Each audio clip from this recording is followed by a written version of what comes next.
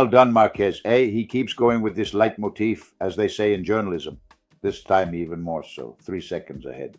He did whatever he wanted, When he passed Bezecchi, he then put the hammer down. As they say in the business, he broke away, and as the great Gianni Brera used to say, Cipi Merlo, which basically means, who's going to catch you?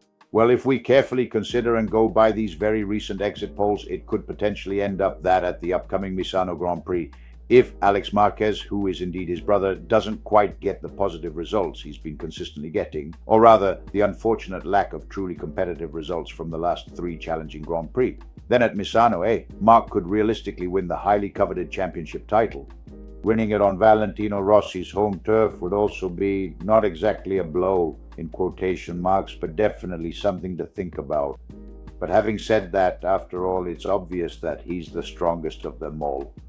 He may have the best bike too, but there's just nothing you can do against him. That said, I want to repeat and make an important point. Pay attention to this Balaton Ring circuit. Enea Bastianini really had a close call, an extremely close one, at that chicane when he slipped. Everyone went by, 3 or 4 of them passed him at insane speeds, really close. That absolutely needs to be changed. The layout of the circuit has to be modified. That chicane can't be there, I repeat again. Enea Bastianini must have a guardian angel for bikes, because in a situation like that, 90 times out of 100, someone would hit you, and you have no idea what the consequences could be. I felt it was important to say this for safety reasons, and because Liberty Media, which has bought MotoGP, needs to pay very close attention to these safety issues, which are not few and are crucial, if not the very first thing that needs to be addressed.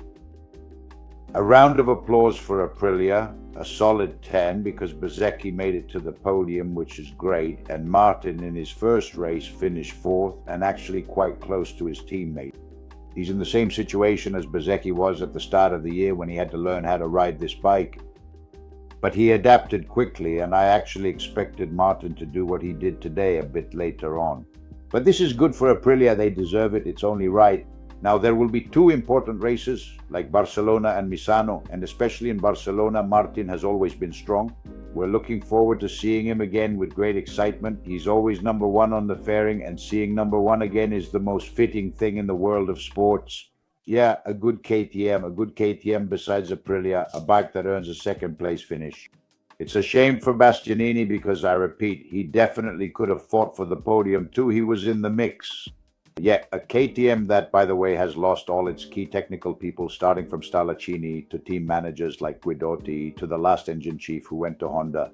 I don't know how they do it, but the bike, even though there aren't any major technical reference points, isn't doing badly, that's for sure.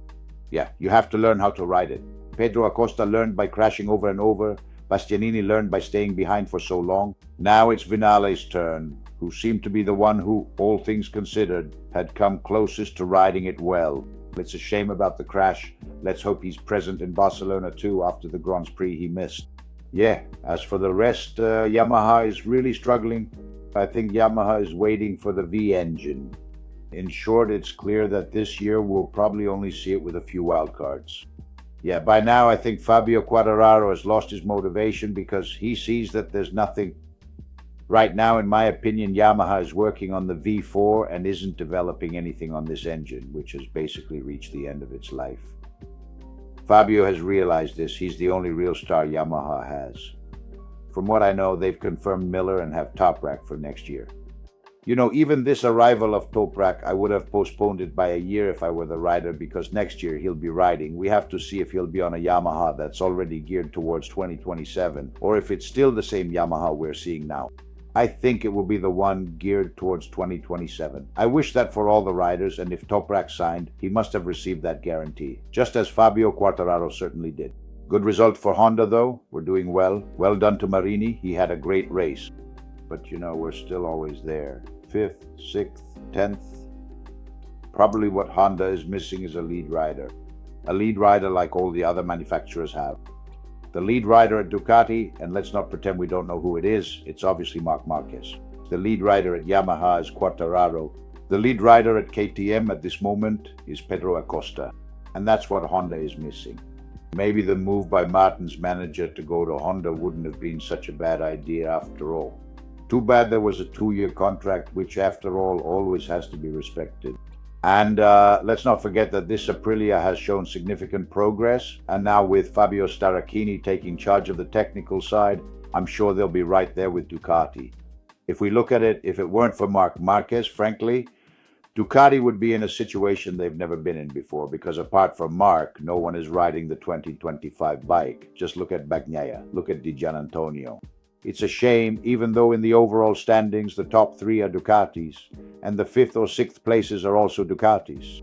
But this is probably because at the start of the championship, the competitors weren't there at all, and let's not forget above all that there was no world champion for Aprilia.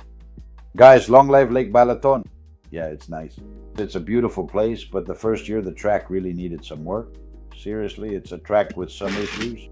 Just look at Bastianini. I raise a glass of Prosecco to Enea Bastianini, to the one who had a good outcome, to a saint who rides motorcycles. And with Prosecco, you toast to the good things and even to the not so good things. But you always toast with joy, and when you toast with Prosecco, you have to be happy. First, because it's a great wine, and second, because it goes down so smoothly. And when it goes down well, you have to drink another glass. Long live Prosecco.